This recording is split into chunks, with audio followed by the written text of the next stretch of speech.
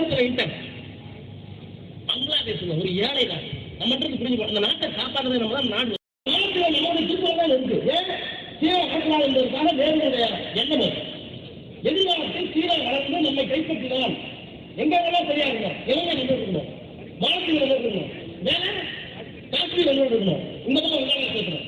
இதையெல்லாம் எண்ணி எண்ணி எண்ணி எண்ணி எண்ணி எண்ணி செயல்பட்ட ஒரு மாமனிதன் இவரோட அவருடைய நம்பகத்தன்மை எப்போதும் குறைந்ததில்லை என்று எல்லா தலைவர்களும் கூட்டாங்க. அந்த பிபிசி வெளியிட்டார். என்ன வெளியிட்டார்? நரேந்திர மோடி அந்த நாட்டினுடைய முதலமைச்சராக இருந்தபோது அவருடைய நேரடி கட்டுப்பாட்டில் இஸ்லாமியர்களுக்கு எதிராக வன்முறை கட்டமைக்கப்பட்டு கற்பழிப்பு, கொலை, சூறையாடல், மிகப்பெரிய ஜெனோசைட் படுகொலை நடந்திருக்கிறதான ஆதாரத்தை வீடியோவாக போட்டார். அப்பதான் நாடாளுமன்றத்தில் வாஜ்பாய் பிரதமர் அவரும் ஆர்எஸ்எஸ்காரர் அவர் சொன்னார், நான் சொல்லுவது என்றால் இன்னைக்கு கோயில் கட்டியல்ல ராமருக்கு கோயில் கட்டிய உத்தரப்பிரதேசத்தில் அந்த உத்தரப்பிரதேசத்தில் வறுமை கோட்டுக்கு கீழே இருக்கின்றவர்கள் எண்ணிக்கை நீங்க கொடுத்த கணக்கு போன நாடாளுமன்ற கூட்டத்தொடரில் நான் எழுப்பிய கேள்விக்கு எழுத்துப்பூர்வமாக மோடி அரசாங்கம் கொடுத்த பதில் உத்தரப்பிரதேசத்தில் எங்க ராமருக்கு கோயில் கட்டிய உத்தரப்பிரதேசத்தில் 34%. யாராவது முன்ன தெரியுமா? மாஸ்டர் சித்தர் ஒருத்தர், யுகோஸ்லாவிய பிரதமர் சுகசுமன் ஒருத்தர், அந்த நாட்டுடைய பிரதமர் வரலப்போ ஜெய் ஸ்ரீராம் மகாமதாஜி 4 ஆண்டு முதலமைச்சர். அங்கே வறுமை கோட்டுக்கு கீழே 24%. நான் சொல்லல, நீங்க தான் கொடுத்தீங்க பார்லிமெண்ட்ல. சரி, அப்படியே பொது உடைமை இருந்துச்சு கேரளா, அங்க எவ்வளவு 11, வெறும் 11. அப்புறம் தமிழ்நாட்டை பார்த்தேன் 12. பொது உடைமை ஒரு நாள் கூட கேரளத்தில் ஒரு நாள் கூட அதான் குற்றச்சாட்டு பதில் சொல்ல மாட்டார். மக்கள் குற்றச்சாட்டு பதில் சொல்ல மாட்டார். அவர் மீது வைக்கப்படுகின்ற எந்த குற்றச்சாட்டுக்கும் பதில் சொல்கின்ற வழக்கம் மோடிக்கு இல்லை. பிபிசி நிறுவனம் ஆல் இந்தியா ரேடியோ மாதிரி நமக்கு புதிய தொலைக்காட்சி மாதிரி இங்கிலாந்து அரசாங்கத்துடைய பணத்தோடு முதலீடோடு நடைபெறுகின்ற பிபிசி 147 நாடுகள்ல பிபிசி. நல்லா கவனிங்க, 147 நாடுகள்ல பிபிசி இருக்கு. எங்க தப்பு நடந்தாலும் நல்ல இங்கிலாந்துல படிக்கிற என்னுடைய பெண் குழந்தை அங்கிருந்து எங்க போகுது எனக்கு வருது மெசேஜ். இங்க எந்த ஹோட்டல்ல சாப்பிட்டு எங்க போகுது என்ன வருது எல்லாம் வரும். நாங்கெல்லாம் பார்த்தோமா? தளபதி பார்த்தாரா? செக் புக் பெரிய விஷயம், செக் புக் பார்த்தாலும் பெரிய விஷயம். ஆனா வங்கிகள் பஸ் முதலாளிகளுக்கு கடன் கொடுக்கிறார்கள், வங்கிகள் ஆலை முதலாளிகளுக்கு கடன் கொடுக்கிறார்கள், வங்கிகள் பெரிய நிறுவனங்களுக்கு கடன் கொடுக்கிறார்கள். ஆனால் ஏழைகளுக்கு, விவசாயிகளுக்கு இந்த வங்கிகள் திரும்பி கூட பார்ப்பதில்லை என்று இந்திரா காந்தி அம்மையார் வங்கிகளை தேசியமயமாக்க வேண்டும் என்று ஒரு சட்டம் கொண்டு வந்த நேரத்தில் அவருக்கு பக்கத்திலே இருந்த அந்த வங்கிகளை கையிலே வைத்திருந்த மொரார்ஜி தேசாய் நீலட்சம் ஒப்புக்கொள்ளவில்லை. அன்றைக்கு கலைஞர் தான் கல்வி கொடுத்தார், கூட்டணியில் இருந்தார். இந்திரா காந்தி அம்மையார் அவர்களே தாழ்த்தப்பட்டவர்களுக்கும் பிற்படுத்தப்பட்டவர்களுக்கும் விவசாயத்துக்கு கல்விக்கு கடன் கொடுக்க வேண்டும் என்று சொன்னால் வங்கிகளை தேசியமாக ஆக்குங்கள், எங்களுடைய நாடாளுமன்ற உறுப்பினர்கள் உங்களுக்கு உறுதுணையாக இருப்பார்கள் என்று அன்றைக்கு அந்த சட்டத்தை கொண்டு வருவதற்கு காரணமாக இருந்தது திராவிட முன்னேற்ற கழகம் தலைவர். இதெல்லாம் எதுக்கு சொல்றேன்னா, ஒரு திராவிட முன்னேற்ற கழகம் என்கின்ற ஒரு மாநில கட்சி அண்ணா ஒளிக்காக, இனத்திற்காக ஒரு அடையாளத்தை கொண்டு வர வேண்டும் என்பதற்காக தமிழர்களுக்காக ஒரு ஆட்சியை கொண்டு வந்தார். தமிழ்நாடு என்று பெயர் மாற்றினார். 2 ஆண்டு காலத்திற்கு பிறகு இல்லை. ஆனால் கலைஞர் இத்தனை ஆண்டு காலத்தில் இந்தியாவுடைய அரசியல் சட்டத்தில் சொல்லப்பட்டிருக்கின்ற அடிநாதமாக இருக்கின்ற இத்தனையும் காப்பாற்றிய ஒரு இயக்கம் திராவிட முன்னேற்ற கழகம்.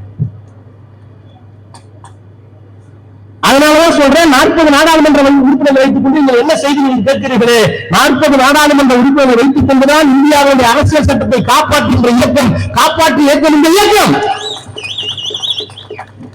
இன்றைக்கு மாண்புமிகு முத்துவேல் கருணாநிதி ஸ்டாலின் என்கின்ற இந்த மகத்தான மனிதன் வெளியில் என்ன பார்க்கிறார்கள்? 2 எந்திர துப்பாக்கி என் கையில இருந்தால் எப்படி என்னை பார்ப்பார்களோ அப்படித்தான் எங்களை பிஜேபி நாடாளுமன்றத்தில் பார்க்கிறது. எங்களை பார்த்தால் அச்சம், நடுக்கம், பயம். வணக்கத்தை கூட ரொம்ப மரியாதையா நமஸ்தே வச்சு எங்களை பார்த்து என்ன காரணம்? ராஜாவுதா இந்த பேட்டி சட்டையா ஒரு கிராமத்துல பிறந்து அரசாங்க பள்ளிக்கூடத்திலே படிச்சு, அரசாங்க சட்ட கல்லூரியிலே படிச்சு நாடாளுமன்றத்தில் மத்திய அமைச்சராக வந்தவர்களுக்கு காரணம் என்ன? திராவிடம் தானே.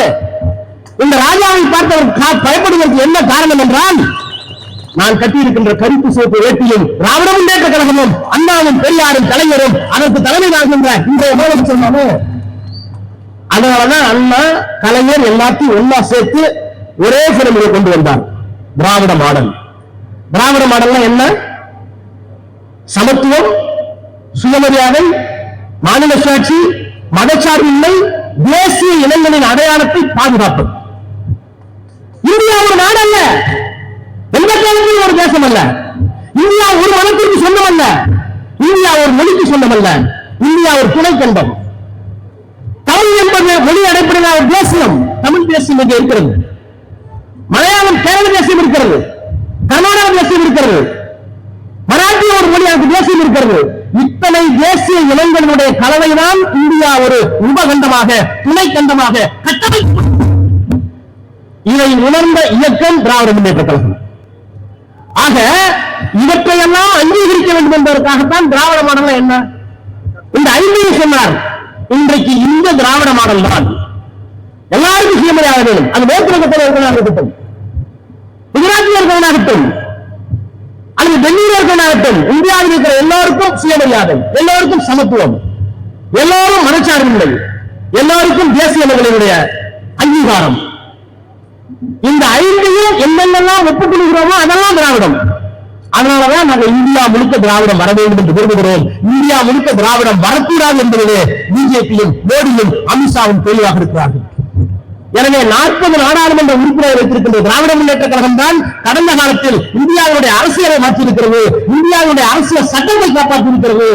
அந்த அடிப்படையில் தான் அண்ணாவின் தம்பியாக கலைஞரின் பிள்ளையாக இருக்கின்ற எங்களின் வணக்கத்திற்குரிய முதலமைச்சர் முத்துவேல் கருணாநிதி ஸ்டாலின் அவர்கள் தேசத்தை காப்பாற்றுவதற்கு, இந்தியாவுடைய அரசியல் சட்டத்தை காப்பாற்றுவதற்கு இந்த குரலை இன்றைக்கு 40 தொகுதிகளையும் ஒழித்துக் கொண்டிருக்கிறோம். அதுதான் காரணம். ஏன் ஒழிக்க வேண்டிய அவசியம் என்ன? அரசியல் சட்டத்தில் சொல்லப்பட்டிருக்கிற இந்த பண்புகளுக்கெல்லாம் என்ன ஆபத்து? அந்த ஆபத்து தெரியாதான் இந்த குரலுடைய தேவை புரியும். இந்த 5 ஆண்டு கால ஆட்சியில் என்னவெல்லாம் நடந்தது? குடியுரிமை சட்டம் என்று சட்டத்தை கொண்டு வந்தார்கள். நமக்கு பக்கத்தில் இருக்கிற நாடு ஆப்கானிஸ்தான், இன்னொரு நாடு பாகிஸ்தான், இன்னொரு நாடு வங்காளதேசம். இந்த 3 தேசத்திலே இருந்தும் இந்தியாவிற்கு உள்ளே வந்தவர்கள் உண்டு. அகதிகளாக வந்தார்கள், பிழைப்பிற்கு வழி இல்லாமல். சில பேர் பணத்தோடு வந்து சட்டத்திற்கு விரோதமாக இந்தியா வந்து தொழில் நடத்தி பிழைத்தார்கள். இவர்களெல்லாம் எப்படி குடியுரிமை வழங்குவது, எப்படியெல்லாம் நீக்கி வைப்பது என்பதற்கான 1971 கொண்டு வரப்பட்ட சட்டப்பிரிவு. அந்த பிரிவின் அடிப்படையில் உச்சநீதிமன்றம் சொன்னது யாரெல்லாம் குடிமக்கள் என்று முறைப்படி ஆய்வு செய்ய என்று. இந்த 3 நாடுகளிலிருந்தும் இந்துக்கள் வந்தால் சேர்த்துக் கொள்ளலாம், கிறிஸ்தவர்கள் வந்திருந்தால் சேர்த்துக் கொள்ளலாம், பௌத்தர்கள் வந்தால் சேர்த்துக் கொள்ளலாம், பாசியர்கள் வந்தால் சேர்த்துக் கொள்ளலாம், எல்லோரும் சேர்த்துக் கொள்ளலாம், இஸ்லாமியர்களுக்கும் சேர்க்கக்கூடாது. என்ன நியாயம்? 100 ஆண்டு காலமாக இங்கே இருக்கிறார்கள், 3 தலைமுறையாக இங்கே இருக்கிறார்கள். நாங்கள் என்ன தீர்மானம் கொடுத்தோம்? திராவிட முன்னேற்ற கழகம் இந்த சட்டத்தை எதிர்க்கவில்லை, ஆனால் நாங்கள் அதுக்கு திருத்தம் கொடுத்தோம். நாடாளுமன்றத்திலே அது மேலவையிலே திருச்சி சிவா தெளிவாகவே கொடுத்தார். ஏன்னா அங்கதான் தடுத்து நிறுத்த முடியும். நாங்கள் இருக்கிற லோக்சபா என்று சொல்லுகிற மக்களவையில் மிருக பலம் 350 பேர் உட்கார்ந்துருப்பாங்க. இன்னும் ஒன்னே ஒரு பெருமை, 310 பேரும் 320 பேரும் மஞ்சள் துண்டு போட்டுக்கிட்டு உள்ள வரும்போது ஜெய் ஸ்ரீராம் வருவாங்க. நாங்க வெறும் 40 பேர் கருப்பு போட்டு உட்காந்துருந்தோம். அதானி வைத்து உள்ள வந்தா மாதிரி 300 பேர் சத்தம் போட்டு வந்தாங்க. நாம் 40 பேரும் கருப்பு சட்டை தமிழ் பெரியார் வாழ் வந்தோம். காட்சி 330 பேருடைய குரலை அடக்குகின்ற வழியை முத்துவேல் கருணாநிதி ஸ்டாலின் என்ற மகத்தான வழியை அனுப்பிய 40 பேர் இருந்தது. இன்றைக்கு அந்த குரல் பெறப்படுகிறது என்பதற்காக சொல்கிறேன். அந்த சட்டம் கொண்டு வரப்பட்ட போது கொண்டு வாருங்கள் தலையில்லை. ஆனால் இந்துக்களை ஏற்றுக்கொள்கிறீர்கள், கிறிஸ்தவர்களை ஏற்றுக்கொள்கிறீர்கள், பௌத்தர்களை ஏற்றுக்கொள்கிறீர்கள், பாசிகளை ஏற்றுக்கொள்கிறீர்கள். ஆனால் இஸ்லாமியர்கள் ஏன் இந்த மண்ணிலே வாழ்கிறவர்கள் அவர்கள் அதனையே அனுப்பியிருப்பார்கள். அவர்கள் ஏன் ஏற்க மறுக்கிறோம் என்று கேட்டபோது வாக்கெடுப்பு கூட்டார்கள். வாக்கெடுப்பு கூட்ட போது 205 பேர் நம்ம பக்கம், 225 பேர் அந்த பக்கம். அதிமுகவுக்கு 11 நாடாளுமன்ற உறுப்பினர்கள், பாட்டாளி மக்கள் கட்சிக்கு ஒரு நாடாளுமன்ற உறுப்பினராக 13 பேர், 225 ஒரு பக்கம், 205 ஒரு பக்கம். இன்றைக்கு எடப்பாடி பழனிசாமி சொல்கிறாரு, அரசியல் கூட்டணிக்கு ராஜாஜியோடு அண்ணா கூட்டணி வைத்தார். பெரியார் எங்களை விழிப்பில் பழித்தும் பேசினார், கண்ணீர் துளி பசங்க. ராஜாஜி சொன்னார், நான் அண்ணாவை தவறாக புரிந்து கொண்டேன். ஒரு கையில பூணூலை பிடித்துக் கொண்டு இன்னொரு கையில உதயசூரியன் போட்டு போடுவார் 67. ஐயோ, ராஜாஜியோடு போய் அண்ணா அடகு வைத்து விட்டார் திராவிடத்தை என்று அன்றைக்கு பெரியாரே கூப்பாடு போட்டார். ஆனால் ஆட்சிக்கு வந்ததற்கு பிறகு நேர பெரியார் தான் போனார். ராஜாஜி கோவந்துச்சு. எனக்கும் திமுகவுக்கும் இருந்த தேர்தலை முடிந்து விட்டதுன்னார். அண்ணாட்ட போய் கேட்டாங்க, ராஜாஜி தேர்தலை முடிஞ்சிருச்சு. அண்ணா சொன்னார், உண்மைதான், ராஜாஜி சொல்றது உண்மைதான், தேர்தலை முடிந்திருப்பது இந்தமாதிரி வாழ்க்கை தரவிக்கிறது. அப்ப 67 ராஜாஜி ஒரு கூட்டணி வைத்தார். ஆனால் தமிழகத்தை திராவிடத்தை காப்பாற்றினார். அந்த மாதிரி எடப்பாடி பழனிசாமி கூட்டணியில் இருந்தார். ஆனால் சிறுபான்மை மக்களாக இருக்கிற இஸ்லாமியர்களுக்கு எதிராக ஒரு சட்டம் வருகிற போது இன்றைக்கு இஸ்லாமிய மாநாடு எஸ்டிபிஎம் கட்சி இருக்க அந்த கட்சி கூட்டி வச்சு எடப்பாடி பழனிசாமி விளைகிறாரு, சிறுபான்மை மக்களுக்கு நாங்கள் தான் பாதுகாப்பு என்று. திருநங்கையில் எப்ப நான் சாய் பேசி நீங்களே திருட உங்களுக்கு எப்படி சாய் விட்டாங்க? இந்த 11 நாடாளுமன்ற உறுப்பினர்களும் பாட்டாளி மக்களுக்கு நாடாளுமன்ற 17 பேரும் அன்றைக்கு நாடாளுமன்றத்தில் மேலவையில திருச்சி சிவா கொண்டு வந்த ஓட்டெடுப்பில் கலந்து கொண்டு 17 பேர் ஓட்டு போட்டிருந்தால் இந்தியாவில் இருக்கிற எல்லா இஸ்லாமியர்களும் பாதுகாப்பாக இருந்திருப்பார்கள். இன்றைக்கு அவர்களுக்கு பாதுகாப்பு இல்லாத ஒரு சூழல். மதுரையில யாருக்கிட்ட வேணாலும் கதவை தட்டலாம், நீ எங்க பிறந்தான்னு கேட்கலாம், உங்க தாத்தா என்ன பிறந்தான்னு கேட்கலாம், உங்க தாத்தாவுக்கு சர்டிபிகேட் இல்லையா, நீ வெளியே போய் நடக்கலாம், ஜெயில போயிடலாம், முகாமிலே தங்க வைக்கலாம். எனக்கே சர்டிபிகேட் கிடையாதுங்க. இங்க இருக்க பர்த் சர்டிபிகேட் இருக்கு, போனோம் பள்ளிக்கூடத்தில் சேர்க்கணும், நாங்க 3 மாசம் பள்ளிக்கூடத்தில் சேர்க்கணும், 5 வருஷம் கரெக்டா இருக்கிற மாதிரி பேரு கொடுத்தாங்க. 10-5-63 கொடுத்தாங்க. நான் உண்மையாமே 26 64 பிறந்தேன். யாருக்கு தெரியும்? 12 வருஷம் போட்டுக்கிட்டாங்க. எத்தனை பேருக்கு பிறந்த சர்டிபிகேட் இருக்கு? ஆனா இந்தியாவில் இருக்கிற எந்த முஸ்லிமையாவது கொண்டு வந்து நீ எப்போது பிறந்தாய், எங்கு பிறந்தாய் என்று கேட்டு தெரிஞ்ச முடியாவிட்டால் அவன் நாட்டுக்கு குடியுரிமை பெற்றவன் அல்ல, பதிவுறவன் அல்ல, அவனை வெளியே வைக்கலாம். எத்தனை நாள் போராட்டம் டெல்லியில எல்லாரும் பெண்கள் பரதாவோட உட்கார்ந்து விடிய இவ்வளவு நாசக்கார செயலை செய்கிறது மோடி அரசாங்கம் மதவெறியின் பெயரால். அதற்கு போல சொன்னார் ஏழுசாமி, மணிப்பூர்ல என்ன நடந்தது? இது இஸ்லாமியர்களுக்கு குக்கி என்கின்ற ஒரு கிறிஸ்தவர்கள் மணிப்பூரில் மலைக்கு மேலே இருக்கிறவர்கள், தலைக்கு கீழே மலைக்கு கீழே ஒரு ஜாதி இருக்கு, அது இந்துக்கள் வசதியானவர்கள், அவர்கள் பழங்குடியின மக்கள் கிறிஸ்தவர்கள். அவர்களுக்கு கொடுக்க வேண்டிய இடஒதுக்கீட்டை எங்களுக்கு கொடுக்குறாங்க. அதை மத்திய அரசாங்கம் மோடி ஆதரிக்கிறது. நியாயம் அது. அதை எதிர்த்து ஒரு போராட்டம். சரி, போராட்டம் நடத்தட்டும். நோக்கம் என்னவாக இருந்தாலும் போராடுவதற்கு இந்த மண்ணில் யாருக்கு உரிமை இருக்கு? இந்த தேசத்தை இந்துமயமாக ஆக்க வேண்டும் என்று போராடுகள் இருக்கிறார்கள். இந்த தேசம் இந்துமயம் அல்ல, மதச்சார்பற்ற நாடு என்று சொல்லுகிற நாங்களும் இருக்கிறோம். நாங்கள் எதிர்வாக வேண்டும். கருத்தோடு மோதட்டும், கருத்து கத்தியோடு மோதக்கூடாது. மண்ணில் எங்களுக்கு நம்பிக்கை இல்லை. ஆனால் மணிப்பூரில் என்ன நடந்தது? இந்த நாட்டில் நான் கேட்கிறேன், மதம் ஜாதி இருக்கும், ஜாதி ஒளின்னு விரும்புறோம். ஆனா ஜாதி இன்னைக்கு தொட்டுக்கிறோம், தொட்டுக்கிறோம், மனசுக்குள்ள ஜாதி ஜாதி எங்க இருக்கு? பக்கத்துல பஸ்ல வந்து என்ன கேட்பான்? மதுரையான்னு கேட்பான், அப்புறம் சிம்மக்கல்லான்னு கேட்பான், சிம்மக்கல்ல மூர்த்தி வச்சுக்கலான்னு கேட்பான். மூர்த்தி தெரியல எப்படி தெரியுமா? சித்தப்பாவம்மா இல்லம்மா, சரி ஒரு பேவர் இல்ல. அப்புறம் தளபதியை கேட்பான், அவன் நல்லா தெரியும், நானும் கொண்டு கேட்பாங்க தலைக்காம, அவன் சொன்னவன் கேட்பான், இல்ல நான் இது இல்ல கண்டுபிடிக்கிறதுனால ஒண்ணு ஒன்னா சொல்லுங்க. சாதி எப்ப தெரியுது? நான் கேட்கிறேன், சாதி இல்லாமல் ஒரு மனிதன் வாழ வேண்டும், வாழ முடியும். மனம் இல்லாமல் ஒரு மனிதன் வாழ வேண்டும், வாழ முடியும். ஆனால் மொழி இல்லாமல் வாழ முடியுமா? இதுதானே உண்மை. ஆக மணிப்பூரில் என்ன நடந்தது? ஒரு கிறிஸ்தவ பெண், மலைவாழ் மக்கள், மலைவாழ் சமுதாயத்தை சேர்ந்த அந்த பெண், அந்த பெண்ணை 200 பேர் செல்போன்ல படையெடுத்துக்கிட்டு அம்மனமாக நிர்வாணமாக ஆக்கி 200 பேர் கூட்டிட்டே போறான். அதுக்கு ஜெய் ஸ்ரீராம்.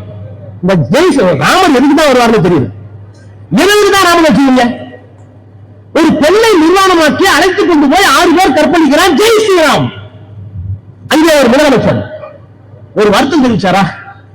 நீ தப்புன்னு சொன்னாரா?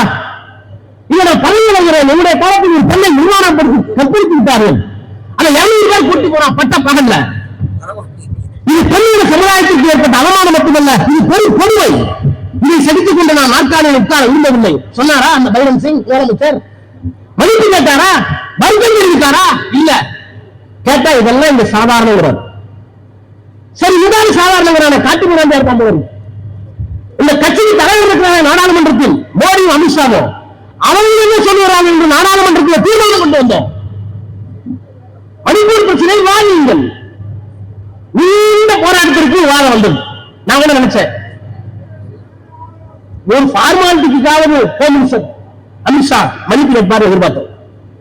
அவர் சொன்னார், எல்லாம் சரியாகத்தான் நடக்கிறது, மத்திய அரசாங்கத்திற்கு உரிய முறையிலே மாநில சர்க்கார் ஒத்துழைப்பு தருகிறது. என்ன ஒத்துழைப்பு? ஆக ஒரு கிறிஸ்துவ பெண்ணை, ஒரு பழங்குடி பெண்ணை 10 பேர் 20 பேர் கூட்டு பாலியல் வன்முறை செய்து அவர்களை அம்மனமாக அழைத்துக் கொண்டு போகிற செயலுக்கு அமித்ஷா வருத்தம் தெரிவிக்கல. அந்த மாநிலத்தினுடைய முதலமைச்சர் வருத்தம் தெரிவிக்கல. ஏன் பிரதமர் வருத்தம் தெரிவிக்கவில்லை? நான் நிறைந்த இந்த மன்றத்தில் கேட்கிறேன், பேரா அண்ணா செப்போது உரையை ஒரு கண்ணகி கேட்டாலே, நீங்க கேட்டாலே நீதி, அந்த நீதி கேட்ட மண்ணிலை கேட்கிறேன். வயலன்சி மன்னிப்பு கேட்கல, காட்டு மிராண்டை என்று கேட்டோம். ஆனால் அந்த காட்டு மிராண்டை ஆதரித்துக் கொண்டிருக்கிற அமித்ஷாவுக்கும் மோடிக்கும் என்ன பெயர் வைக்கலாம் என்பதை இந்த மண்ணிலே இருக்கிற மக்கள் முடிவு செய்யுங்கள். மணிப்பூர் பொது சிவில் சட்டம், அதற்கு பிறகு வந்தார்களே, இந்த ஆட்சியில ஜனநாயகம் இருக்கா? ஜனநாயகம் இருக்கா?